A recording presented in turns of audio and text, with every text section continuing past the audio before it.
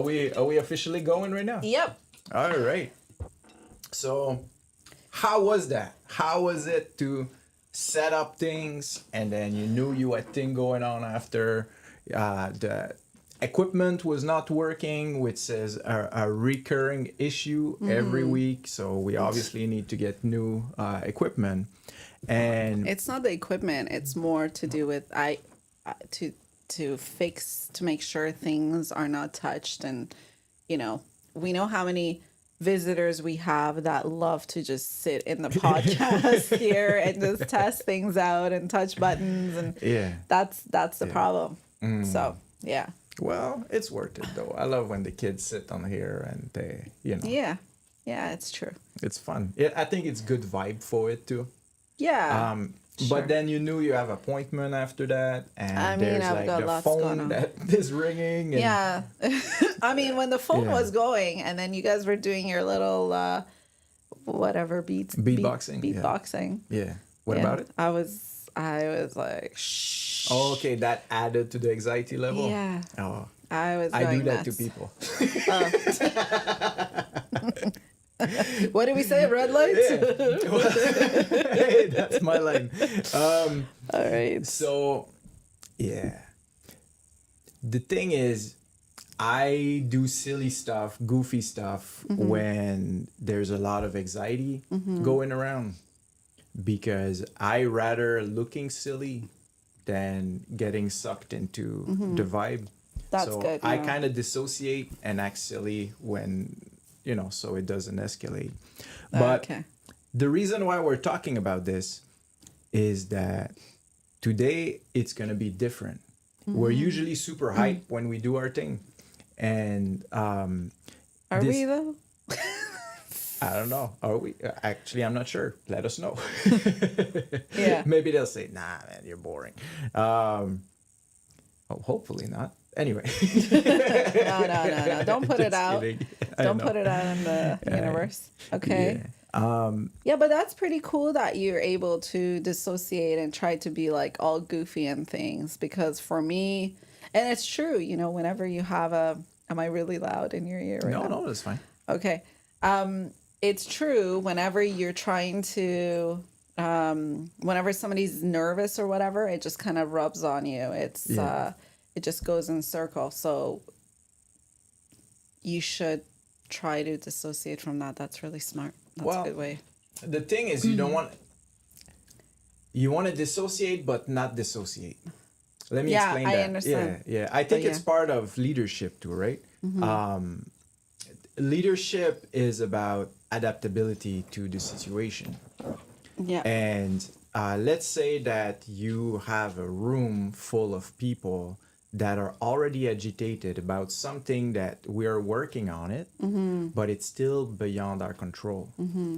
There's nothing I can change about it. There's already 3-4 people that are trying to work on it. If I jump in there, it's just going to be more hands. Yeah. So then my contribution to the work at the moment is to try to keep people at least not at each other's throat. And I think that it's also related to trauma, where when you're used, that it's your responsibility in the room to try to keep people leveled.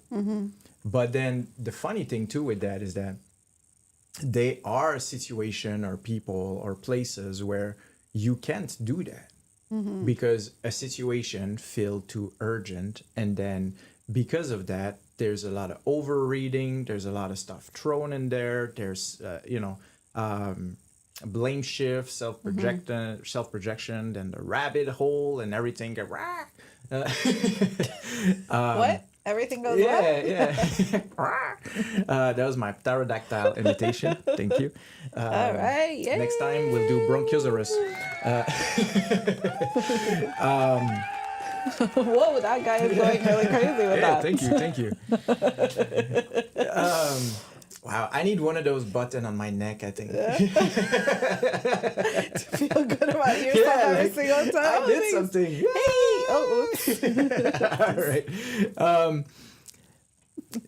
Such a day today of like hitting the microphone. The microphone's like, it is really Yeah. an interesting So Yeah. It is all related to the topic, by the way, even if it may seem like it's not. But the thing is, inner peace and spirituality, which is our topic today.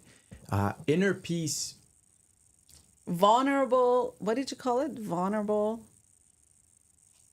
vulnerable balance, I think. Yeah. Yeah. Let me dig in that a bit more then. See, there's a difference between hiding in that safe place inside your mind and staring at your feet when something absolutely unacceptable is happening. And that's a go to. A lot of people, fight, flight, freeze and all that and fun. A lot of people are just going to go within and then lock the door. And the funny thing is that some people bring that to a level that is so far that they're not just doing that as a potential witness who's deciding not to engage by shutting down entirely, but some people will also react to certain things while on cruise control, but then they're not gonna know because they were so locked in that safe space that they don't realize anymore what they're doing in real time. Yeah. Like that's pretty crazy. And the thing is, that's why we need self-awareness. Self-awareness is an absolute necessity, and it's one of those things like learning to breathe, that you don't know you need it until you genuinely try. There's one of our staff member who had a lot of anxiety, and I asked if she had ever done breathing exercise, and it's the same response that we get most of the time, right? People look at you like you're an idiot because well, yeah, I'm breathing, like I'm not dead passed out. Of course I know how to breathe.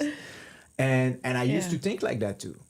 I used to think that when I went to a trauma center, and then they were like, okay, now we're gonna do breathing proper and all that. Yeah.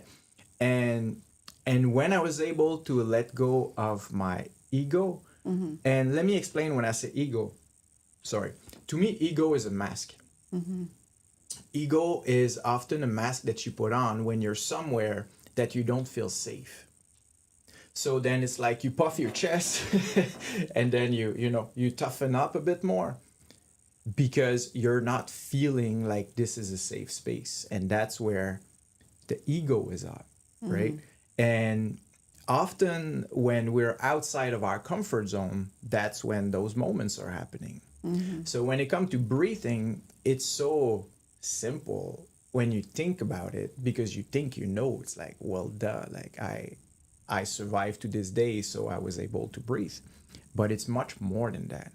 And the thing is that our brain need to be properly oxygenized. How do you say that? You got it. Yeah. Oxygenated. Yeah, that word. Yeah. And so your brain, your lungs, your stomach, your like. By the way, I could have said it wrong. Maybe it's oxygenized, but I think it's oxygenated. Put oxygen in those places. Yeah, make sure it has sufficient oxygen. Yeah. There you go. And the thing is that our stomach is actually a part of our brain, right? Like our stomach, our spine, our brain, I believe our eyes also. Like these are all a part of our brain that we are forgetting about. And our stomach, it needs oxygen just as much as our frontal cortex do. And again, I'm not a medical doctor or anything like that. I'm just saying these are things that have been explained to me so many times while I disregarded it, that I'm realizing now that I got it, why it was so important. So on that topic, I just want to say something. As you're explaining all of this, literally that's what I was thinking. I said, wow, like your training must have been so intense that you learned all of these different things, but it's as a result of being exposed to somebody teaching you how to do a breathing exercise is how you got to learn and be explained the whole thing is how you learn. That's pretty impressive. Okay. It's funny too about breathing because there's the cultural aspect too. A lot of people, when it comes to meditative breathing, they all think that they have the ultimate way of doing it.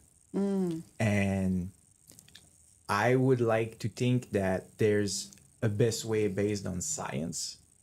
And as far as I know, the way that I've sort of chose as my way of doing it, which was taught to me, is actually what I found the most efficient. Now, is that the most best, or is that just, a cultural thing or whatever? I don't know.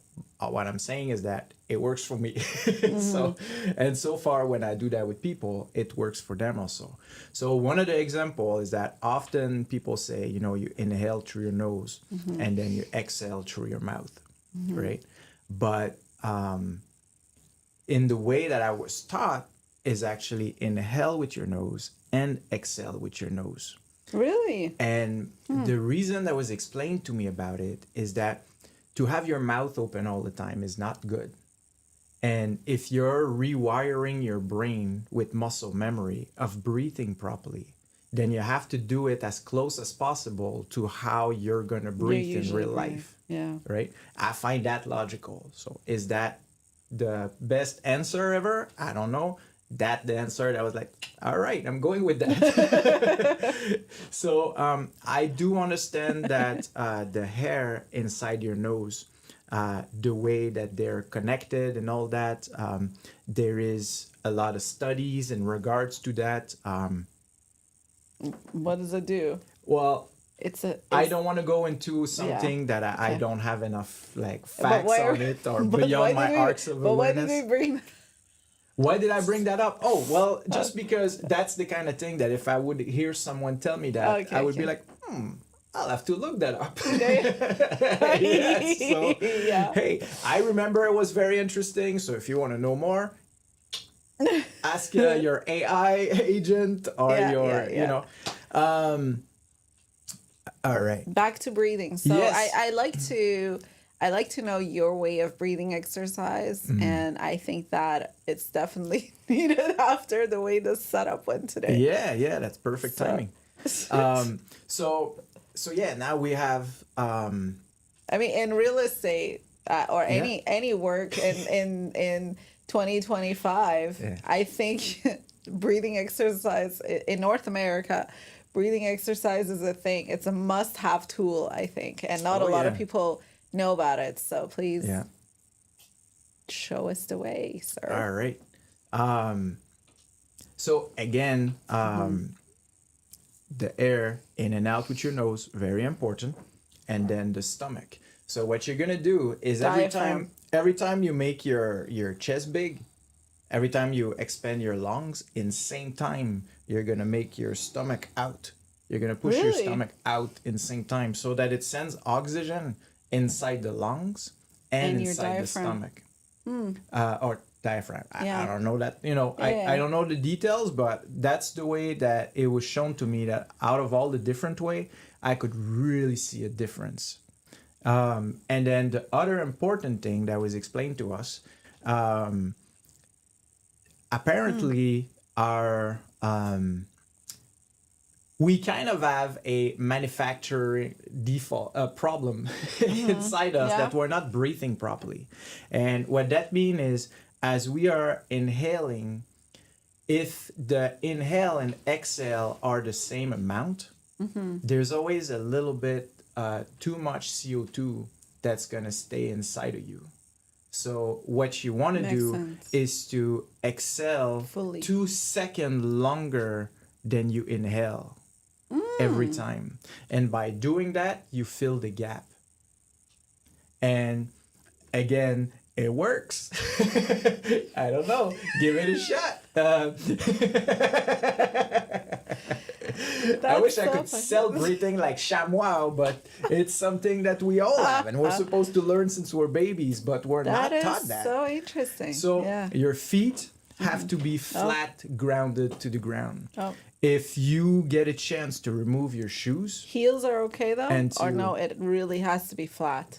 I mean, they're technically on the ground. In a spiritual context of having heels, I would say that the only purpose that I can think of is To get you closer to the spirits. No? Okay. sure. Yeah, we'll go with that. No, I was gonna say more self-confidence, right? Oh, okay. It's kind of like a boost that adds to a mask of confidence, so Okay. that you can actually, just like dressing nice, right? Like that. That's extra. Yeah. That. Yeah. So, can I wear my heels while doing the... How hard would it be to take them off? Pretty hard. No, Okay. No. I mean, no, it's I not don't too know. hard. No, it's not too hard, but it's better. It works better with that. Okay. Go Okay. ahead. Let's take them off. I'll take off my Okay. shoes. All right. All right. Anyways, Ooh, feels good already.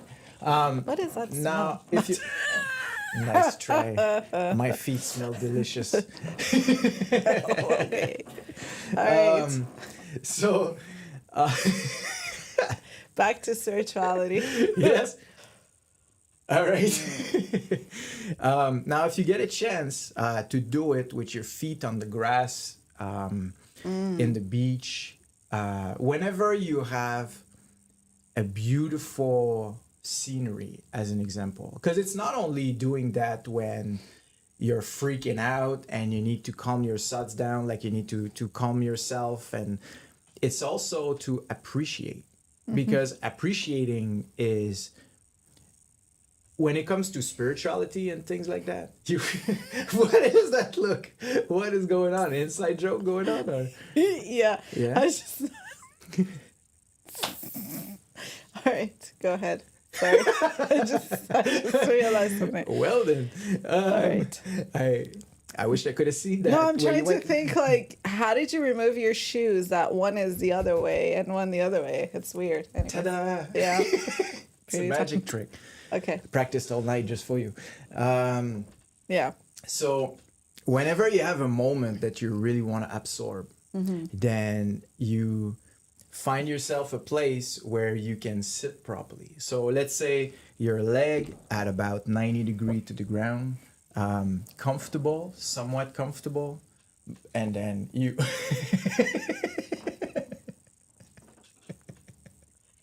What did I do now? Is this bad or what? Like, we're live. It's kind Yeah, I of know. No, I've noticed, like, I never noticed, like, what's happening down here. Like your feet? Not my feet. I've noticed.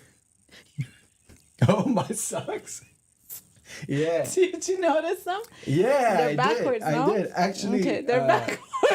our realtor, Miran, he saw my socks like that the other day. No, and they're backwards, I know, actually. they're inside out. Yeah, But that's then what I I'm mean. just saying Oh, it's okay. funny because last time he saw me like this, in a very polite way, he kind of acknowledged it and then moved his eyes away real quick, and I was like, oh.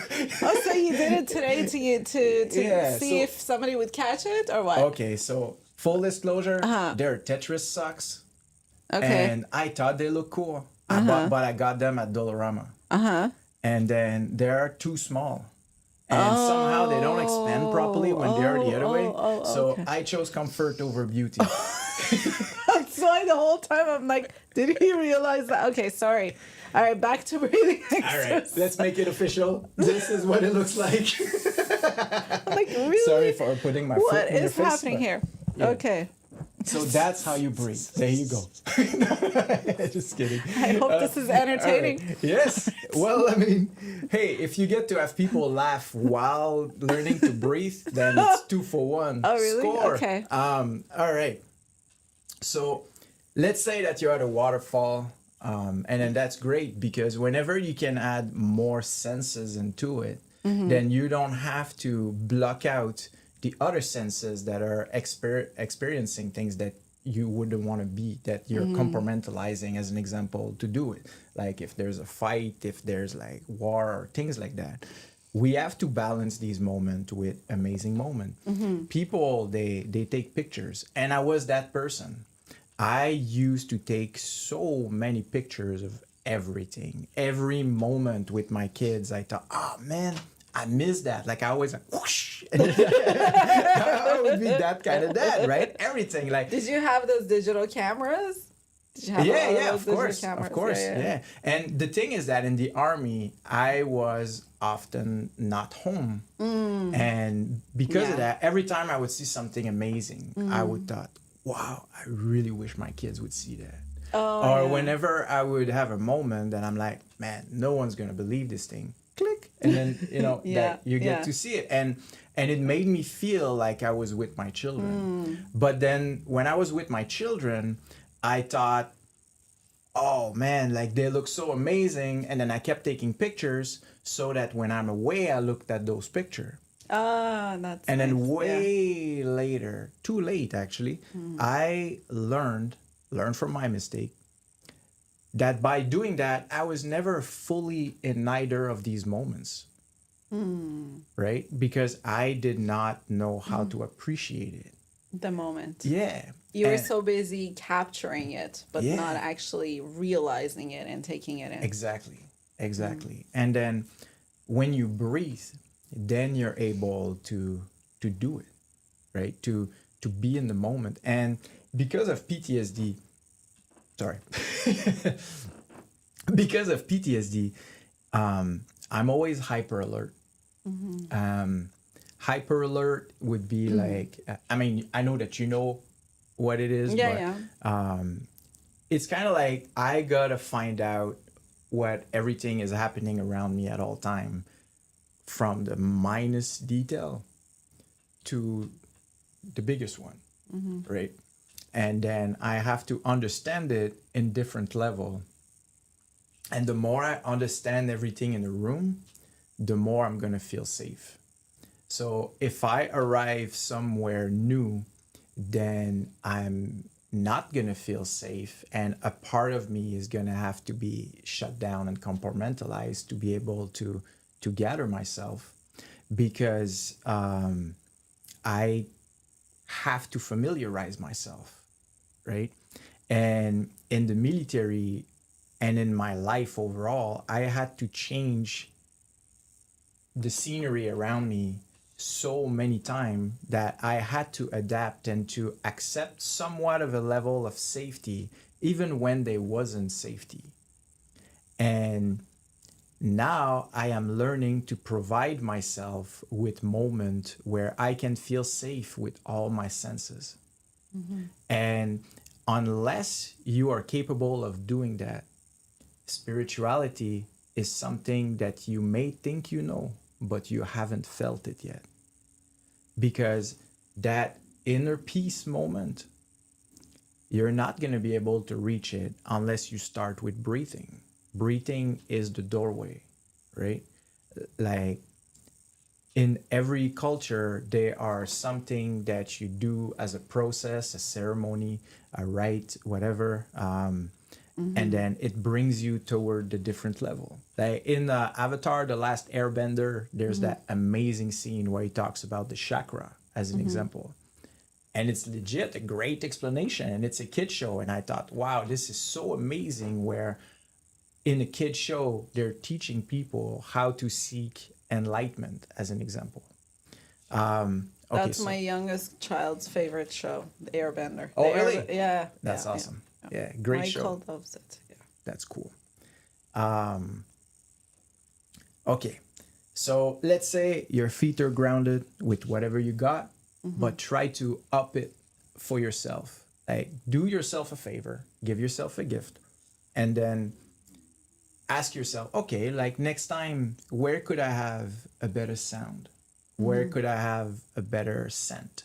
Where could I have a better place to be earthing, like to have the feeling of touch that is special. Like let's say, Grounding. Yeah. yeah, I love moss. Like when you put your feet in moss and it's moist and you have like the smell of the let's say the Cedar. waterfall or the cedar. Oh man, like in the morning, as an example, in British Columbia, when the cedar trees they are wet from the night. I don't know what you call that. La From the rosée du dew. matin. Yeah, yeah. Okay. The morning dew, I think it's called. Okay. The smell, the sound, it's insane. Like The sound. yeah, yeah. One of my favorite memory in my life, and I have many, But that's kind of a happy thought one. And most of my happy thought one, they're about my children. But that happy thought was one day in the army, I woke up before everyone and I went by this river that was connected to the ocean. So it was like really close to where the ocean was ending. And then, and it was that, what do you call it? The morning dew? Do yeah. Yeah. It really doesn't sound poetic in English. In French, it Yeah. sounds great. Rosée du matin. Yeah. Wow, that's a fail. English, make that more poetic, please.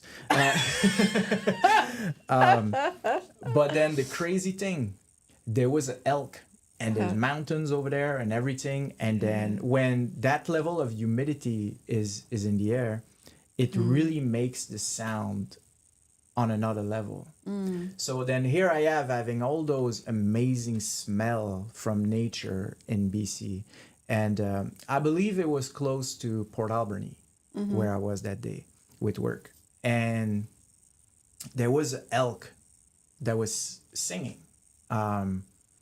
And Wow. the sound of an elk is already something out of this world. It's like, to me, it's like a whale singing. How do you hear that? Where do you go to hear an elk? Well, I love Ottawa, but like you're not gonna see many elk here. I mean, No? there's an elk farm if you guys want to buy meat in Canada, actually, just by Morgan's Grant. There is a place Is where that a there are red? elk. Oh, never mind. So elk. It's an elk meat farm in Canada by Morgan's So Grant. elk can sing. Where do you hear it though?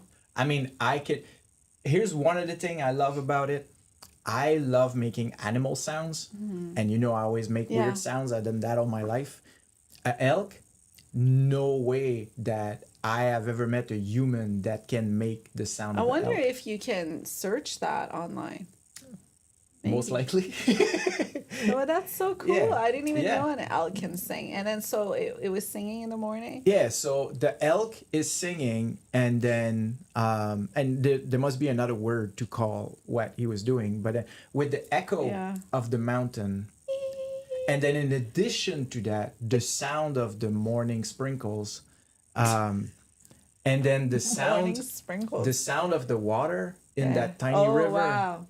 Sorry, I didn't mean to. I thought, no, I it's thought you okay. made fun of English, so No, you no, changed no. the word. Okay. And then the sound of the wind in the leaves, and Oh, then wow. the early birds from the morning. What time was this?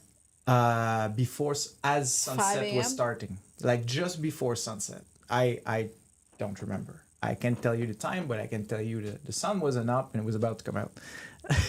That is really cool, though. Yeah. I'm so glad I needed to pee that morning. Yeah. But that's I guess you could do it. Yeah, Yeah. you're in the forest. What are you gonna do? There was Yeah. no porta potty.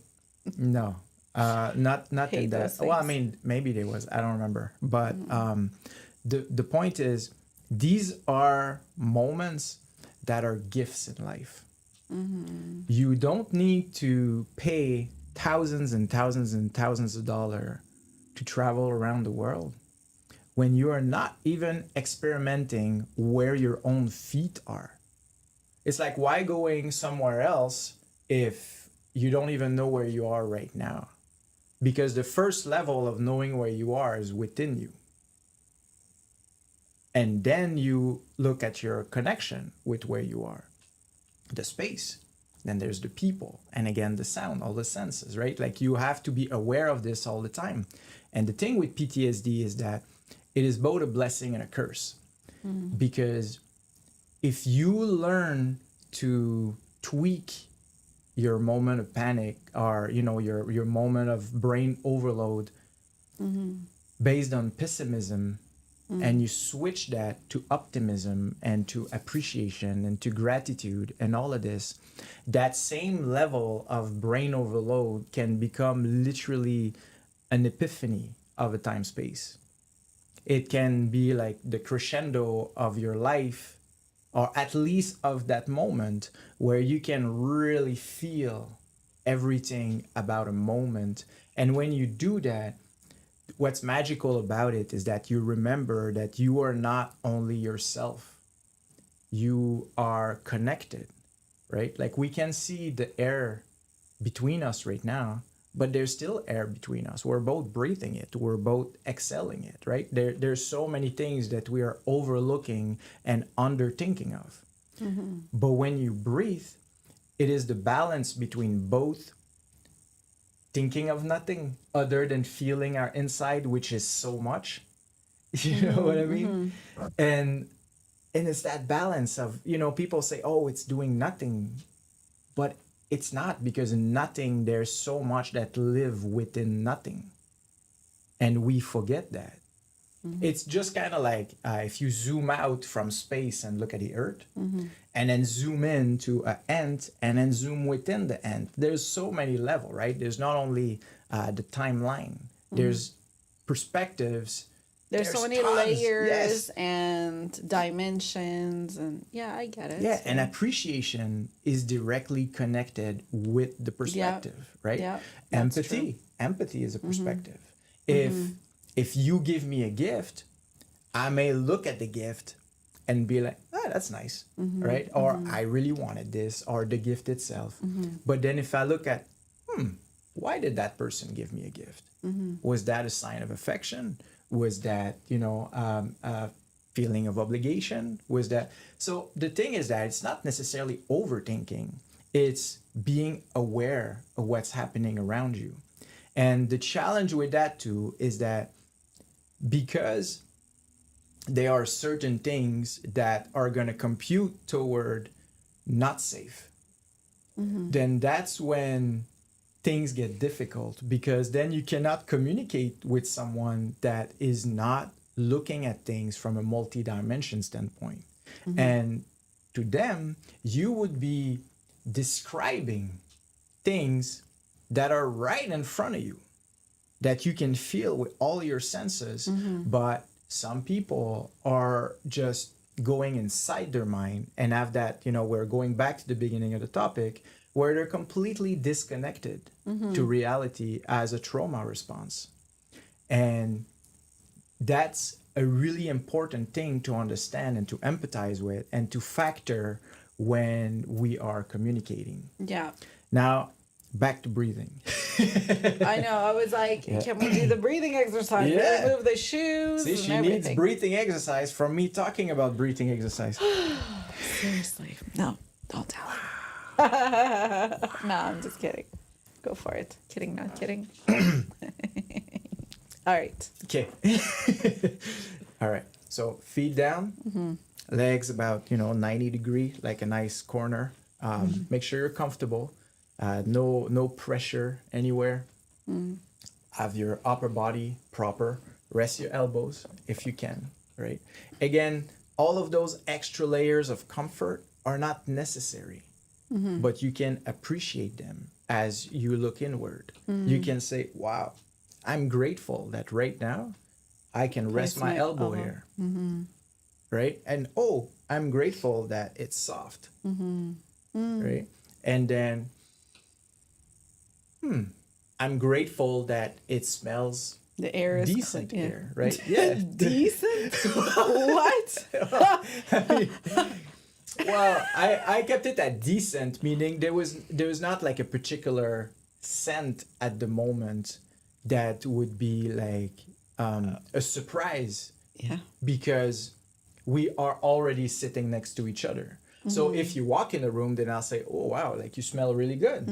But we're already there, and we adapt so quickly to negative and positive smells that it's harder to really scent it.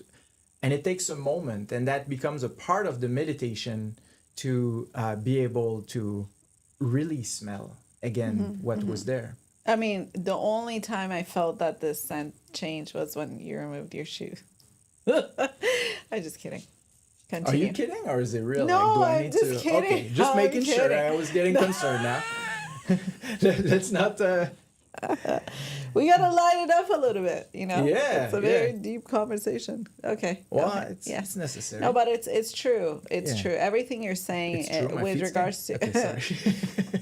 if you what you're saying about like being grateful about everything, it's true. That's important. That's important. The perspective is important. Yeah. Gratitude, it's everything. Yeah. and I believe gratitude in that. and validation. And the thing is, you know how at best we're going to do an effort of validating what someone else is doing, but then we're not validating ourselves. We're not validating the gift of life itself. I So true. see right now, if you look outside and you see all of the top of the trees, and above the sky is blue, and then lower right now it's white, and you really see that fading of the color, and then the cloud up top is the same kind of white that it is at the bottom, but then while because it's on top, then with the contrast, now you get to see it that way. And then you get to see it move and reshape itself. And taking the time to see all these things and to keep looking at it further and further and further on positive things. That's a part of optimism. And then pessimism would be to look out and not being capable of seeing any of that and say, oh, well, look at that. It's nice outside and I'm stuck inside working. Oh, well, I wanted rain for my plants. And then when it's raining, oh, well, nah, I wanted a sunny day, right? You got to appreciate It's such whatever a it thing is. weather in Canada. When I was away, it's like nobody ever said, "Oh, look at the weather. Nice weather." We're so obsessed with the weather over here in Canada. Yeah. Yeah.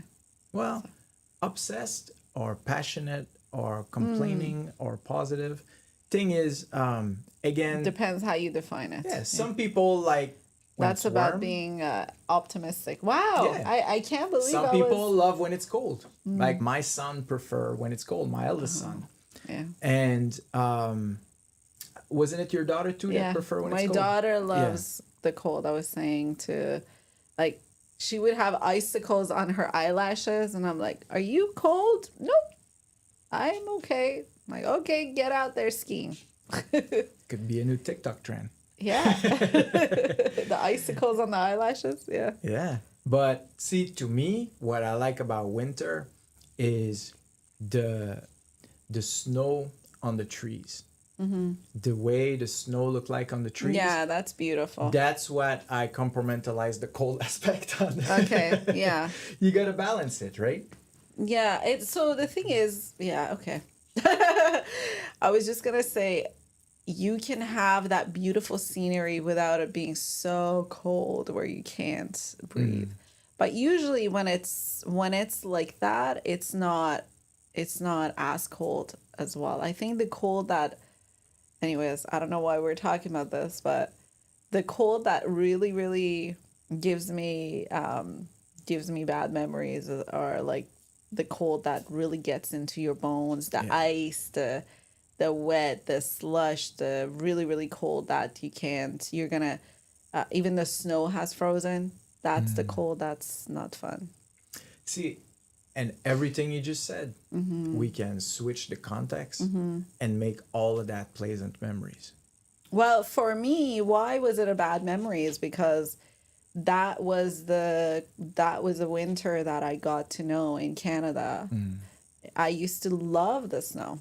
Back in my father's country where I was born in Iran, it would be snowing and it was fun. It was maybe less than minus, like warmer than -10. And everybody would get down there. They would try to make snowmen. They would do snow fights and everything. And it was not windy at all. Even the parents would come down and play with the kids. And, it was fun. I love the snow. I remember it used to snow and my brothers would beg to just go touch the snow because we were so excited to be there. But then coming to Canada, when it snowed the first time, I was so excited thinking the same thing, right? Because that was my memory. And I'd come out and see nobody playing with the snow. And on top of that, it was so cold and windy that this wind would go right underneath my clothing and I would freeze. Then other bitter memories attached to it were when we had to carry the grocery from the grocery store to home, and it was a good 15, 20 minute, 20-minute walk. And it was and we didn't have a vehicle and we had to carry all these big bags. I would legit be carrying maybe four on each side. I was 12 years old. And same thing with my siblings and mom. And we would do that. And our ears would freeze, nostrils would freeze, face would freeze. I feel like I'm about to die, yet I'm a warrior carrying food home. I remember my brothers would get annoyed with each other because one loved soda. I'm not gonna say one loves soda and the other one's like, okay, if you're gonna want soda, then you better carry it yourself from the grocery. And yeah, those are the memories that makes for me winter really, really hard, because I really got to experience a lot of pain during winter in Canada. Yeah. So that's why for me, winter is like, you, no thank you, no merci. I think that cold is kind of like snoring. Let me elaborate on that connection. Wow. Okay. So let's look at the negative side. So when I was a boy, I remember my father was getting me to stack wood outside, and it was ridiculously cold. But yeah, it had to be done. Like, we didn't live in the city, right? And sometime you need to have your fireplace to warm your house. And with that, I remember my hands, like, I could not feel my finger whatsoever. And I told my dad, like, I was worried. My hands were pretty much turning blue. And Wow. then No gloves. What happened to the gloves? my father was very, very old school infantry back then. Wow.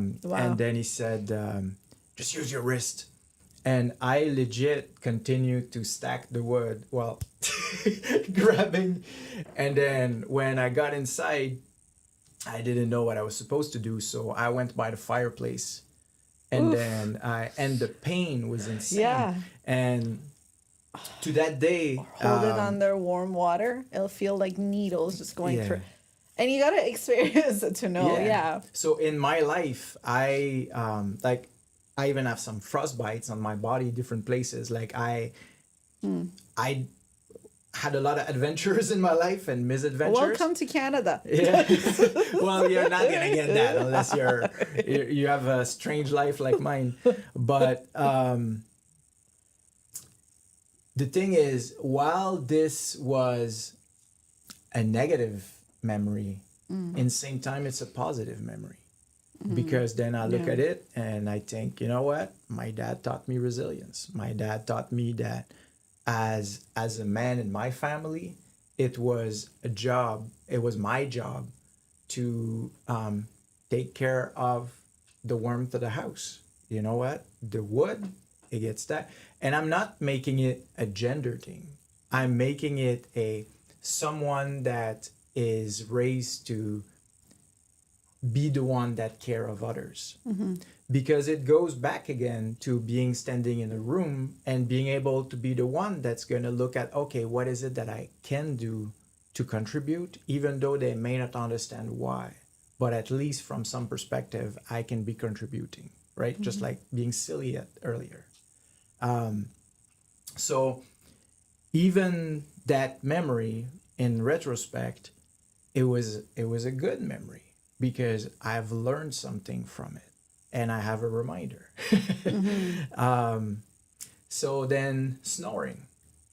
A lot of people snore. And for some people, it's horrible. In the military, sometime you're in a tent and people, they worked really hard. Yeah. And then in that tent or in what we're sleeping in, you hear all of these different humans that are like How many snoring people in are different in a rhythm. tent, for example? It depends. It really depends. What, it could be from 2 to 50? What do you mean depends? What's the range? I mean, it depends, like, how big is the party, and no, I'm just kidding. So I do have brain problem with numbers now, with what's missing in there. Yeah. But I think it's 4 to 6 per section of tents. So depending on how many sections there Oh are. boy. Yeah, So wow, that's a lot of snoring. Was it Yeah. going in a symphony? Da, da, da, da, da.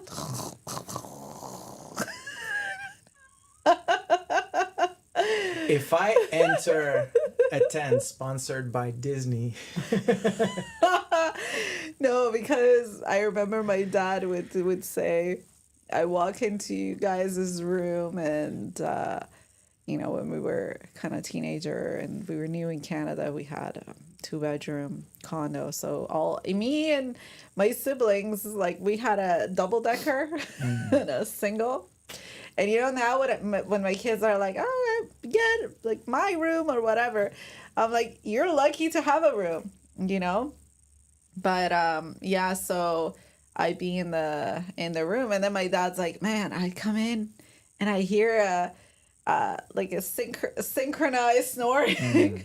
That's why I'm saying. So maybe it was asynchronized, not Sure. synchronized, asynchronized. Oh my gosh. Okay. Yeah. so Snoring. Sorry. So yeah, it could yeah, be yeah. beautiful No, it's then, good. It's but good. it's not. I mean, synchronized. the thing with snoring is that, as an example, if the rhythm of what you're saying is not there, that's where it's even harder because it messes up your own breathing pattern. So for some people, if the snoring is not like on a proper beat, then it's more difficult. And when it's a lot of different snores, then that's another level. It's like being in a cave with bears, but I mean, you kind of get used to it. You just fetch a pot of honey and then you're good. But Good training. I just thought about it. so I'll share a funny story. So one night I was working late here.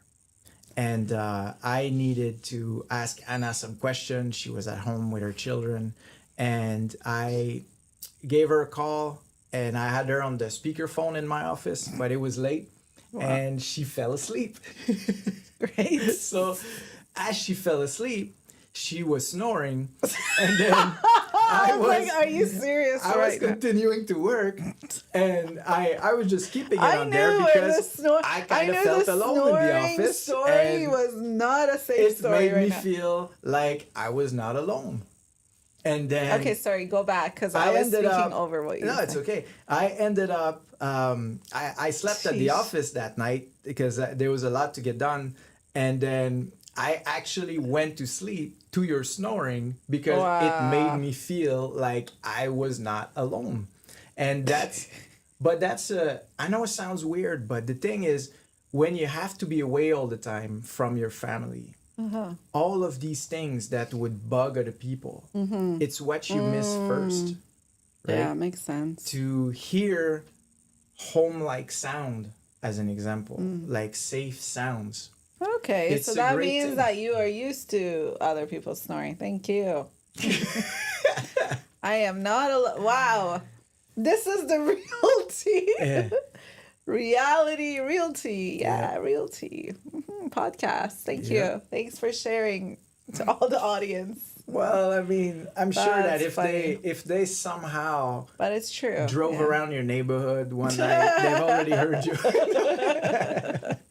I know it's actually a thing. I remember going to visit my brother, or I was going to a conference, and my brother has got a place in Toronto, so I was staying at his place. He's got a condo actually downtown Toronto. So I was staying there, and he went outside for me to go in his room. So he was outside in the living room on the couch. And I was just sleeping. I just fell asleep. The moment my head hit the pillow before it, I was out. And then at one point I heard a big snore. So I woke up. I'm like, what the hell? Then I heard my brother, honey, are you okay? I'm like, what? Like, who is snoring? He's like, it was you. I was so tired. Anyways, some people say it has nothing to do with being tired. I refuse to have any kind of like whatever they're saying, sleep apnea, whatever. I Yeah. spoke with my dad about it a while back because I don't know. I think it's a common thing amongst the realtor world or something like that. The sleep apnea. Put that on the realtors. No, seriously. No, but seriously. So, a couple of my realtor friends were like, "Okay, have you ever slept to, you know, these different things happen? You know, you woke up in the middle of the night feeling like you forgot to breathe or whatever." And yeah, so I got really concerned for myself. I wanted to do a sleep test, and a lot of them they did, and they got this amazing machine. And this one was saying, "Oh my God, the next day after I get that sleep, I feel like I am so well rested. The amount of oxygen," like he sold it to me. One of the things about sales is that you can get sold to really fast too. So I was like, there is no way. So I was like, let me go get a sleep test. So I went and talked to my dad, and I said, hey, Dad, I'm thinking about maybe I have sleep apnea. And he advised me strongly against it because he's like, no, your body is a strong machine, and once you get attached to things like that, then anyway, so I'm just gonna listen to my dad. Yeah. I mean, But it's not every single. I'm not a thing. It's not an every day. You look like you're gonna. We're gonna change the topic right now. No, I just gotta We're say, gonna change the after topic hearing right you snore, we may want to call an exorcist. Oh. Really? Okay. That sound, that specific sound. Wow. When people, Okay, I know what when it is. they move their head. I think I know exactly Yeah. why you're talking about the snoring. It's because I've been talking about how the air changed ever since you removed your shoes. Except that was a joke from you. The snoring thing was fully legit. Whatever. All right. Back to breathing exercise. All right. I'll try to breathe with that extra pollution in here. So I don't know if there's. Now I'm curious because there's something I don't know about. When you snore like I don't that. know. I And should- you wake up in the morning, like we gotta ask someone to look it up on AI. I knew you were Do gonna you need do another. to do breathing exercise to re-regulate yourself? Like, does that affect your brain?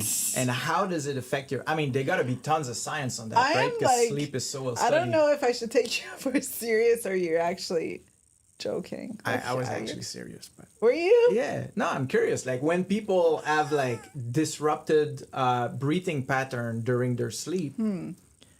I mean, I think it would help. But here's the thing, snoring also has got to do with the way you sleep. So if you're someone that sleeps on their back, I think you have the tendency to snore a lot more. And ever since becoming a mother, I had to change my sleeping position. Like my favorite position was to just sleep on my head, like face. okay. And then ever since I became a mother, it became like it went from side to the back because of back pain and stuff. I don't know, because of maybe epidural or something. So I think when you sleep on your back is why you end up having a lot of snoring. But if you sleep on your side, you're fine. So quit making fun of my snoring and let's do the So for the record, breathing exercise. I actually made a video that time. Oh you my snoring. gosh, really? So maybe we should do a fundraiser for charity that if you reach a certain amount, there's gonna be a no. We're gonna cut this out. Wow. That would be awesome. A fundraiser. I mean, we can make You know it. what? Fundraiser Yeah, okay. for a good cause. I don't mind. Sure. There you go. See, and they can make a test for another fundraiser. You get to smell my feet and see that they smell delicious. Okay. All right. Let's see. Breathing exercise and spirituality. Yes. Okay. I know that it sounds like what we've been talking about has nothing to do with spirituality, but it is. The thing is that spirituality is that other layer. Just like we cannot see the air between us that we require to live and to make all of this function, spirituality is like something else that isn't there. Like I don't know, maybe you can look at it as the fabric of life of energy. I mean, there's so many different perspectives. Some people will say it as their connection with the interconnectivity of everything. Some people will see it as God, as a monotheistic entity that unites us all. Some people will look at it from a scientific standpoint. And regardless of what the perspective is, while we cannot agree on this, let's agree on the fact that to remember that we are nothing compared to what we're a part of. That's what's important. Because then it makes our priority in life completely different. And that's the importance. You know what I was saying earlier? Look at it from galaxy and then look at it from the ants Molecular perspective. level. Yeah, exactly. And then look at it from yesterday. Look at it from tomorrow. Look at it from million years from now. Look at it from million years ago. Look at it as this person, then that person, then this person, right? When you look This at creature, that creature. yes, Yep. when you look at the depth and layers and level of how many standpoint there are and how short we live on the timeline and how tiny we are compared to the universe and the fact that the earth don't need us. Like trees are needed. If humans disappear, are we that needed for the earth? Not really. We kind of do the other way around and we suck at being resident. I'm lucky we have great landlord for the earth because we really suck as tenants. For real. It's not rocket science. Like you move into a place, you don't trash it up. Well, it's the same thing for the earth. We should leave it better for the next generation. Just like if you rent a house, an apartment, you gotta leave it better for the next person that's gonna move in. Not say screw them, it's not my problem anymore. That's not cool. And again, that's looking at it from now the generational standpoint, where all the generations before you impacted how you are now, and what you do on a daily basis will impact all the generations to come. And all of that is the doorway to spirituality again, where you have to learn to ground yourself, to breathe, to look inward, and then to remind yourself that you are nothing. But in the same time, you are everything because you are weaved within the fabric of the universe. And not to acknowledge that would be like if my knee would be protesting right now and my knee would say, nope, I quit. I no longer am a part of your body. It makes no sense. You can say that if you build a fence in your backyard, it's no longer a part of the neighborhood because you have a fence so you can burn tire in the back now. No, it doesn't make sense. These are illusion of limits, but they're not really there. It's just like time, it's man-made, right? Paradigms. Yeah. So we need to smarten up and to realize that we're all in this together. Yeah. Like just like every molecules in our body, well, we are the molecule of something bigger.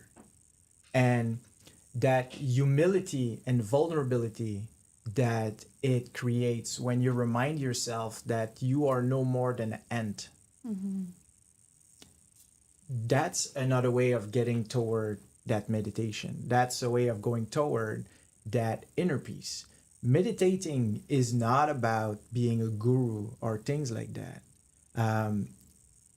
Cultures and religions who teach that, it's not about the worship aspect. It's about just teaching you to be a human being. Seeking inwards and being noticing yourself or being aware. Sorry, that's the word. Yes. Being aware. So many people live with like 75% subconscious. They hardly know what they're doing. And as long as everything is on that pattern of what they repeat every single day, and as long as they have control over that, then everything is thumbs up. Yeah. That's not okay. Because that means that they have like les oreillettes du cheval, the blinders for the horse, where they can only see in front of them, but not sideways. I mean, guilty, 100%. Yeah. But the worst part is not that they can only see this thinking they're going forward, is the fact that they're actually those ponies at a Going fair around. that Yeah. are tied and go in circle and just Yeah. keep walking on each other's poop over and over, Yeah. right? Yeah. Because they are not saying, whoa, I gotta look around me here. What is going on? I just been going in circle nonstop. But you know what? I'm used to this. That's my safe space. So anyone telling me otherwise is wrong because that way I am right. Well, sometimes it's not wrong or right. It's just self-awareness. Yeah. So breathing. All right. So we place our feet down. Yeah. We have our legs 90 degree. We rotate our shoulder back and down. And then and again, there might be better people. That's just the way I was taught to do it and that it works for me. So rest your elbow if you can. Put your hands on your knees. Okay. But not in a tense way, like in a comfortable type of way, right? So the reason why you don't want to go like this, it's because what happens if you do that? If you're curved forward, then your lungs, they're compressed. So you can't do the full capacity of your lungs because you're crouched forward, right? And that's why if you want to run fast or if you want to have better cardio, you need a better posture. Because your lungs require for you to be standing properly, and your stomach also requires that like everything in your digestive system, like a proper posture is necessary. So then as you're there, then you stretch your neck and then you put your chin down. That's a part that I didn't have at first. And it's funny because sometimes I was kind of like... Yeah, I was literally about to do that. Yeah. A lot of people tend to round their back. It's a bad habit. It's becoming more and more of a thing to a point that it feels like that level of human evolution is going more toward with their phone leaning forward. So hopefully we solve that soon with the glasses or something so that we stop doing that and we can actually breathe. But okay, so now we're like this. We're going to do it 10 times. And we're going to count till 10 in breathing, inhaling through the nose, and then we're going to count till 12 or 13, you choose. 12. Okay, we're going to count till 12, exhaling with our nose again. As we're doing that, we're going to expand our lungs and we're going to expand our stomach. And then it's easier if you close your eyes, but some people, they're not there yet because let's say because of trauma, because PTSD, they're not in a safe space. Yeah, don't be closing your eyes in the car while you're driving if you need to do breathing exercise. I mean, legal waiver. But that's the thing, right? The more of a sensory safe space you are in, the more you're going to be able to disconnect without it being just compartmentalization. It's going to be the opposite of disconnecting, actually, a complete connect through all your senses within that moment, inward and outward. Okay, so place ourselves and then 10 time, 10 second in, 12 second out, and just enjoy it. Don't do it mechanically. Enjoy the moment. How many are we doing? 10. And please, I challenge you, why not? I know that many times I was saying to place yourself and all that, and then you might have gotten ready and then, oh man, they're talking again. Oh, they're talking again. Now it's real. It's happening. So one time I was, no, just kidding. Okay. All right.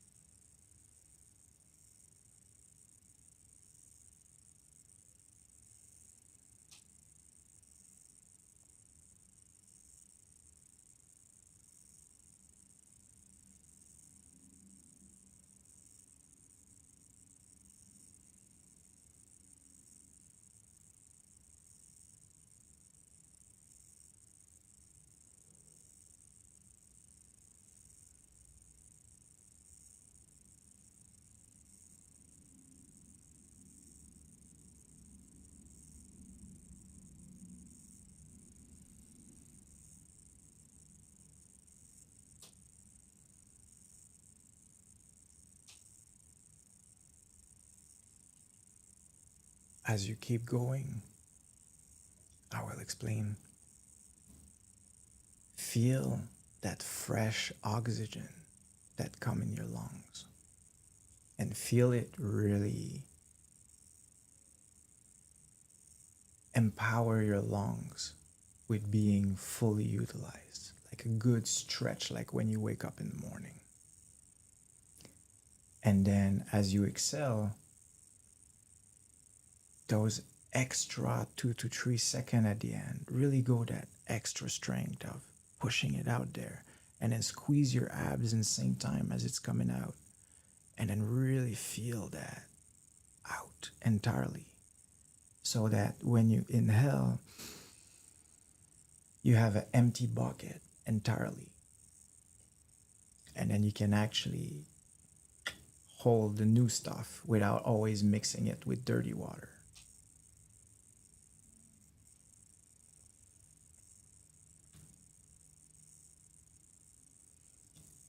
If you have a chance of having good music, then feel the vibration of the music. Like if you have a subwoofer, you can sit near the ground with your feet by the subwoofer and then feel that vibration. If you have music instrument like steel tongue, didgeridoo, all of those kind of like chill type sound, a gong, bells, use these moments to really connect with the sound. So, how do you feel now? Calm. That's And good. I feel like I could see better. I don't know why. I don't know if it's because it's just my eyes was closed for a while. Yeah. Well, you do Oh my see better with your gosh. eyes open than your eyes closed, but Yeah. just Yeah. kidding. Yeah. Um, so, you know how people. That was actually pretty good. So Yeah. I'll tell you, for me, what the breathing when you were explaining it, that you breathe 10 in and the 12 out, that makes a lot of sense. And when you said you don't want to dirty the water, kind of like with the old oxygen and Yeah. everything, right?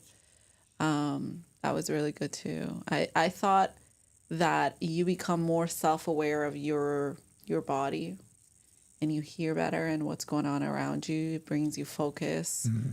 And focus is important for me. I think that it helps me focus on the right things, because there's so much information coming that at times it can feel a bit overwhelming. So, yeah. I love religious site or sacred site to do breathing, because there's all these elements of worship, of spirituality. Like that's a place that people come to find peace and balance within their sorrow. Yeah.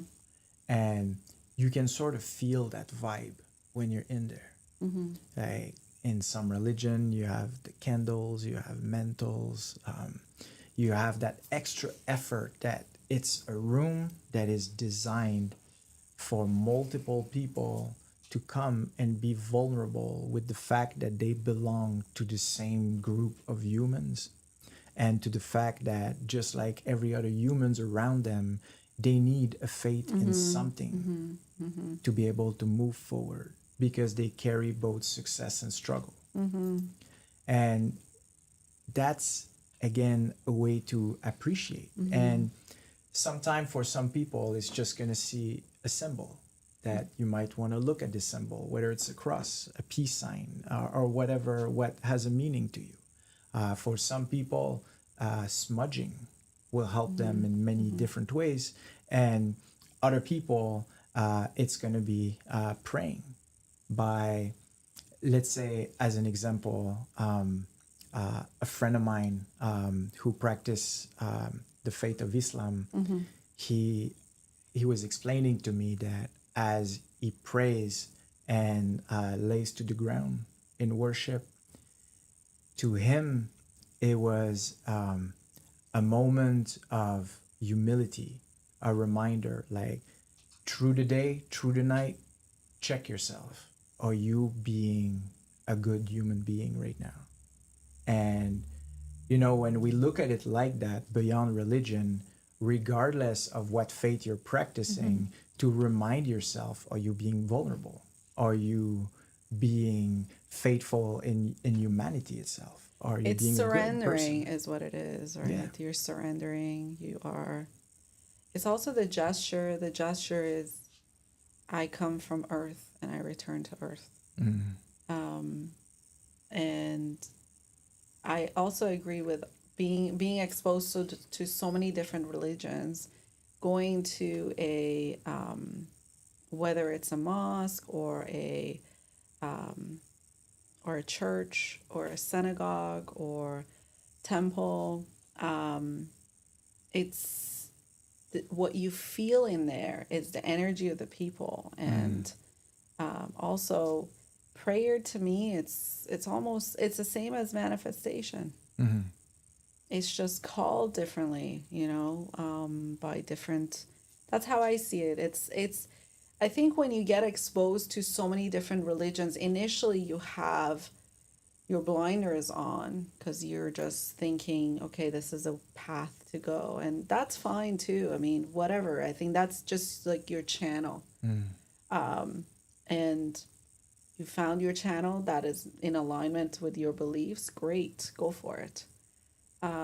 Spirituality to me, it's a level up than religion. It's a step up. And I used to think the other way, by the way. I used to think people that are spiritual, oh my gosh, they're sinners. They need guidance. They are, but when spirituality is, the way I see it is, it connects everybody together, as opposed to you're in different groups. And when you're born, you're stuck with all these different identities, whether it's got to be your religion or you know many different things, right? Your belief, just believing that you have no belief is a belief, right? But for me, spirituality is more to do with, yeah, you know what? I see it all. I see the different religions, and I'm able to now combine them and realize that it's way more than all of that. But to have that is also great. It's not saying that this is better than the other one. It's not. That's not the case. It's just it's a different level, and that's what I've realized. I've come to realize. Yeah. So, for full disclosure, what I'm about to say is not attached to any cultures or belief or anything, and maybe all of them in the same time, maybe none of them, I whatever. love how This is my own view. you are so proper in today's times, and I am not. So for those people that are watching, I'm sorry. I'm getting used to these things. I'm not as compliant as I should be with the times. I'm sorry, but I'm trying my best. So, to me, there is the spirit. What people refer to as ghosts. When you're alive, that spirit is inside your body, right? And the spirit is a different shape than your physical body in some ways, right? It's not necessarily like a perfect fit, but in the same time, it doesn't work like clothes. It's different. And what people refer to as aura is what you can see on the outside, kind of like the out layer of an image of a figure or something like that. Some people talk about the colors, and there's also the fading of it, which means different thing. I legit believe in that. And the thing is, what made me believe in it a step further is not by seeing living people, but by seeing people who had passed away, by seeing the remain of human beings, some that I love, some that I knew, some that I didn't until these moments. And when you see that, or when you and trigger warning, when you hold the head as an example of someone who no longer has life in their body, it's not only the fact that the body, the muscle does not hold anymore with the neck properly and all that. It's really something else. It is no longer, it's now an empty vessel. And Yeah. contrast and perspective, it's what really help you see these things. Because if you only see one color, you're not going to be able to see other colors because there's only one color, right? And to me, I had lost my spirituality completely for a few years. And I was going through mountains of stuff in the same time, physically, emotionally, personally. Like, I had the rock bottom of rock bottom of rock bottom of rock bottom. And every time I thought, man, this cannot get worse, it got worse. And now I look at this with gratitude because I can feel that I have been climbing back out in the right direction with the right foundation. And regardless of where you are, high or low, as long as you are starting with the right foundation, that's what's important, you know? As you see in the office, every day I do a little bit of many different things. My day is completely busy day and night, but it's usually a little bit of everything in the same time. But every day I do a little bit of that thing. So all of these things, every day, it goes at least a feet further. Every week, some of these things goes at least a feet further. And as long as you have that consistency of being able to, hey, today we're gonna put the eagle there. Now you walk in the office and hey, it looks great there, right? And the seagull was your father. Yeah. And you put that there so that you feel your father here. And that's something I find really cool. And we both love eagles also, so for many different reasons. But going back to the remains, to see a body that is empty from life versus a body that is filled with life. And to see someone that is fully depressed versus someone that is genuinely fully enlightened at the moment. You really feel these different energy of people. It's something that is quite beautiful. And now I'm going to bring this to another topic of the conversation that is not spoken of yet because it's too new. But to me, that was something important where AI generated characters based on image. It looks so real. You can upload all these images and then it creates a character. But when you look at it, there is no soul to it. And that is something that is very creepy. And that's why, you know, a lot of people are scared of dolls or scared of, you know, different things like that. Human, as we've evolved, we learn to recognize facial pattern in everything. You know how very often you can look at things and you see stuff? The belief is that it comes from way back when we were cavemen and all of this. Yeah. Like, hey, if there's a tiger in the bush, you got to know there's Yeah. a tiger in the bush. Yeah. So you're going to spot it quickly, right? So there's always that first level that is tricking your mind. And then you reason yourself based on your belief, based on your perspective, based on your analysis of the situation. But still,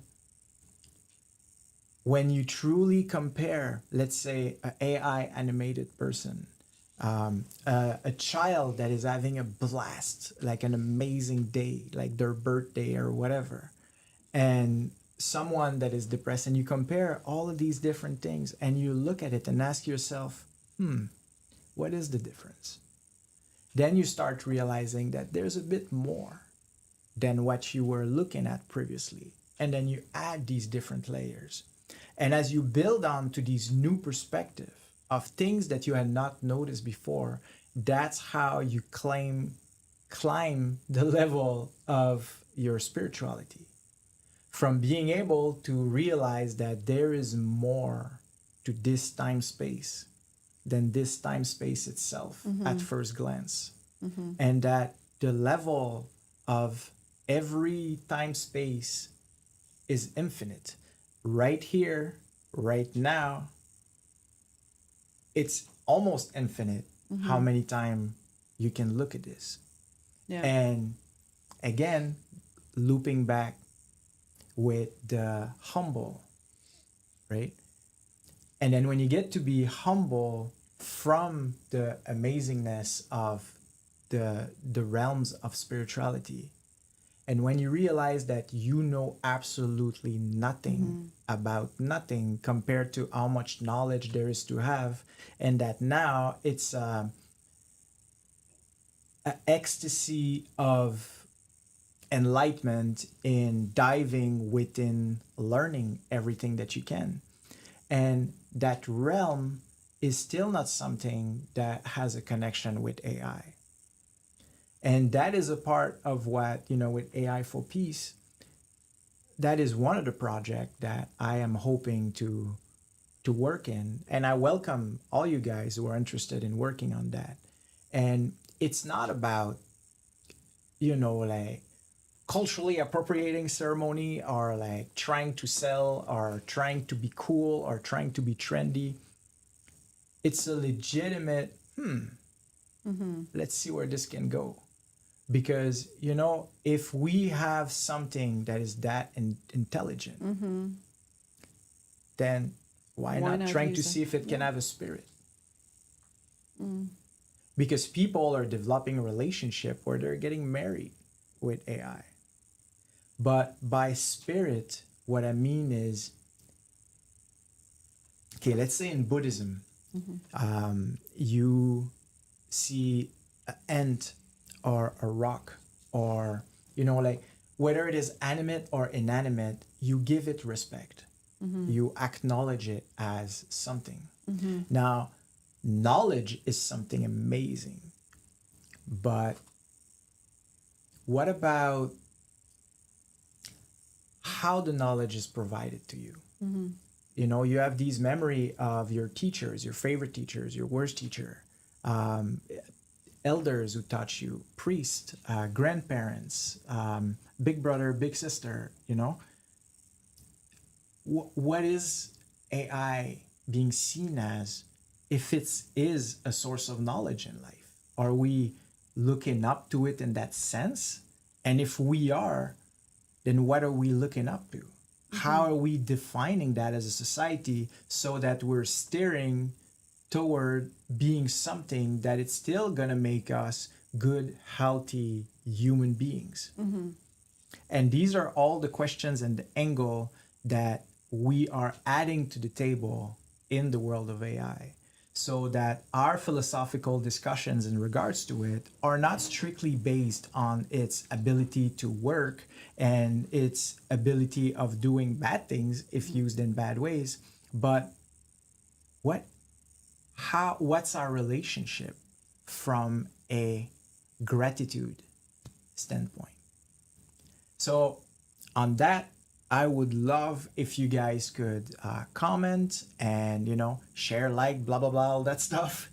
And please join the conversation, because this is not for us to decide. This is a brainstorm conversation without judgment and without hate. Like, if you're going to be a hater, at least be clever about it, where you actually try to say it as respectfully and as intellectually as possible within the realm of your ability to express yourself, or try to explain it to someone who would be more capable of explaining it without, exploding the place type of thing with rudeness and things like that. Let's have a healthy, safe space communication, and let's all breathe on that. Last words? I mean, so you have a great way of explaining everything. You're also ASMR big time when you talk. So part of it, I was like, there are areas where it was really, really interesting. I think that I think it's important to breathe for sure. And I really love the perspective on spirituality as well. At the end of it all, I think that what's important is to respect each other's beliefs, and seeing things from a positive light is good. You can turn something into positive or negative, so might as well be positive. But yeah, I really enjoyed this podcast. Thank you very much. Cool. If I can add something that we too often forget as human beings is that if only the people that are arrived at the destination can speak of a topic, then it's wrong. Because an intellectual topic is a journey. It's not a destination. So how can we continue to evolve a topic if everything become concrete block?